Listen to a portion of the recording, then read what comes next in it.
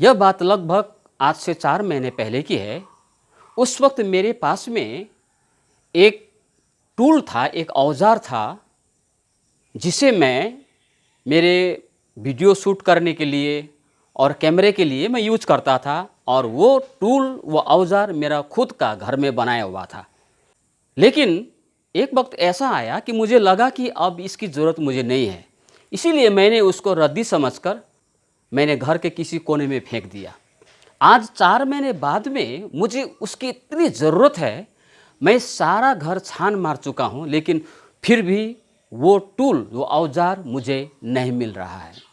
प्रियो, मैंने सोचा था कि अब इसकी ज़रूरत मुझे नहीं है, और उसी चीज़ को जब आज मैं ढूंढ रहा हूँ तो मुझे मिल नहीं रहा है, और मजबूर होकर वही टूल को, वही औज़ार को मुझे ऑनलाइन में सर्च करना पड़ा।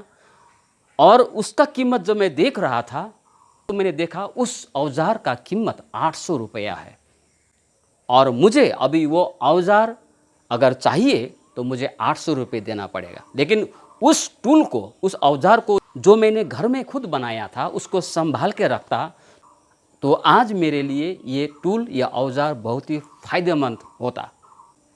मुझे भारी पछतावा हो रहा था, मैंने क्यों उसको संभाल के नहीं रखा। जब मैं इस विषय में सोच रहा था प्रिय भाई और बहनों, तो मुझे बाइबल की एक कहानी याद आई।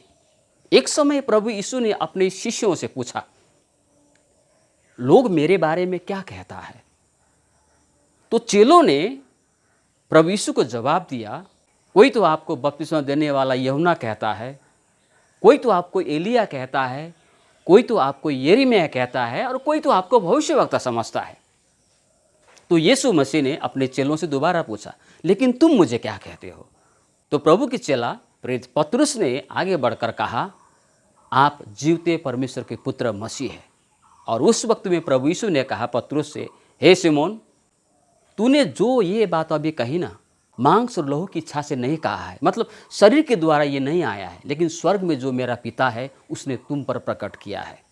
प्रियो, जिस प्रकार मैं उस औज़ार को, अब मुझे इसकी ज़रूरत नहीं है, अब मेरे लिए ये किसी काम का नहीं है समझकर मैंने फेंक दिया था, जिसे आज मैं ढूंढने पर भी मुझे नहीं मिल रहा है, उसी प्रकार उस जमाने में प्रभु यीशु को लोग कुछ समझते नहीं थे।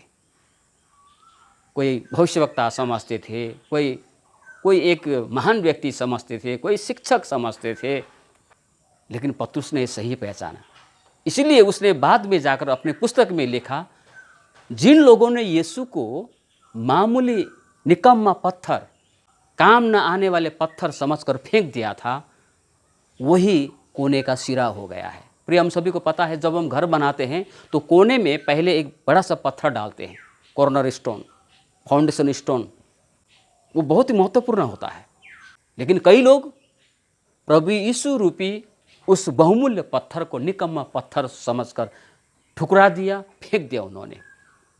लेकिन पवित्र बाइबल कहती है, एक दिन ऐसा समय आएगा, जिस प्रकार मैं 4 महीने बाद में वो बिना काम का समझकर फेंका हुआ औजार को मैं ढूंढ रहा हूँ, एक दिन ऐसा समय आएगा, संसार के लोग यीशु मसीह को ढूंढेंगे, यीशु मसीह के वचन को ढूंढेंगे, उसकी बहुमूल्यता को, उसकी कीमत को लोग समझेंगे और इधर से उधर ढूंढेंगे।